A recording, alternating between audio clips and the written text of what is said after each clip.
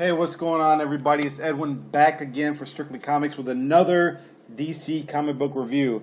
I must say, I'm getting kind of pissed with my recorder because it's showing up blurry, the video, and I'm like, come on, man. It can't be that hard to focus on me, is it? I know I got a big head and everything, but dang. All right. All right, we got another DC comic book review of the week. I really like what DC is doing. There's multiple reviews that I'm going to be doing this week. I think like 3 or 4 DC comic book reviews. This is the Batman 0 Year Part 2. The story of Bruce Wayne before he decides to become Batman.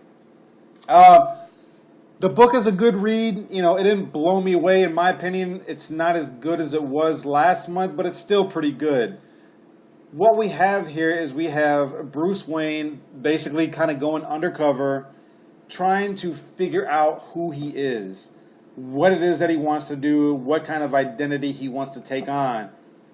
He loves the city. He wants to be there for the city, but he's more concerned about the city and other people versus his own self. So that I love, that I respect, that I appreciate. He goes undercover, he tries to figure out who the leader of the Red Hood is. And it's pretty, it's kind of cool because the Red Hood is they're just pretty ruthless, man. They just it's almost like they really have no motive for what they do. Just basically that they can, exercise their power because of the numbers that is involved with the entire gang itself. So I'm not really seeing a motive of what they're trying to do. Basically that they're a threat for Bruce Wayne and to Gotham City. So Bruce Wayne tries to figure out who it is. Doesn't really figure out who the leader of the Red Hood is. And a couple of interesting parts of this comic is that Bruce has some interaction with Alfred, and Alfred is basically kind of disappointed in Bruce, not really because he doesn't want to be Bruce Wayne and he's trying to be a vigilante. It's more because Bruce is showing cowardice. He's showing that he's somewhat of a coward, and I think that kind of pisses it. Well, it does piss Bruce Wayne off, and he just causes this. He just causes this issue between him and Alfred a little bit. But, obviously, they both, move on from it. So, but I kind of saw where Alfred was coming from a little bit, because he doesn't really show, Bruce isn't really when he's going undercover, Bruce isn't really showing power, exercising really any kind of authority. So that, I think, is something that Bruce needs to do within itself before you can become Batman. You need to be able to command some sense of authority, even if nobody respects you, Yeah.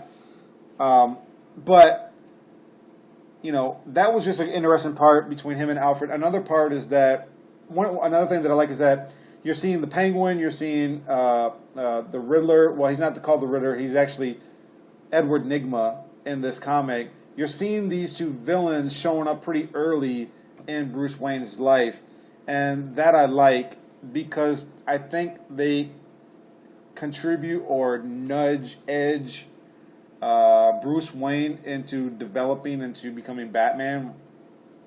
Not really sure in the story, but for whatever reason, the Riddler is an evil influence behind the man who is running Wayne Enterprises, and that man is Bruce Wayne's uncle. And I think it's his uncle from his mother's side, his mother's brother. So that I thought was kind of interesting. And one thing that his uncle does is he kind of exposes Bruce Wayne to the world or to other people before Bruce Wayne really cares to. Because right now he wants to remain dead until he figures out what it is that he wants to do with himself. And he doesn't really appreciate that. He escapes. He tries to get out of the party that his uncle threw at him. But I'm not going to say what happens at the end of this book, but it is a pretty good read. It's a solid 3.5. I'm not going to give it a 4 or a 5 or anything like that. I love the artwork. Also, the backstory that's immediately after the main story of the comic. If you guys aren't reading it, I encourage you to read it. It gives you more insight and history of Bruce Wayne and what he went through to try to become the man that he is now, Batman.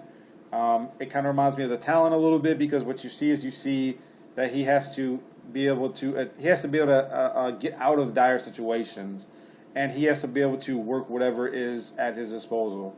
So, you know, getting out of situation isn't always going to be convenient for yourself. So that's kind of what his teacher is trying to teach him, and it's good. You know, it's really good. It contributes to the development of Batman as a character. So I really like it. Check this book out, you guys. It's definitely worth the picking it up, which I know you guys are going to pick it up anyways. But don't forget to like, comment, subscribe, favorite. I really appreciate everybody who watches these videos. Keep God first in your life. Enjoy your comic books, and God bless you guys. I'm out.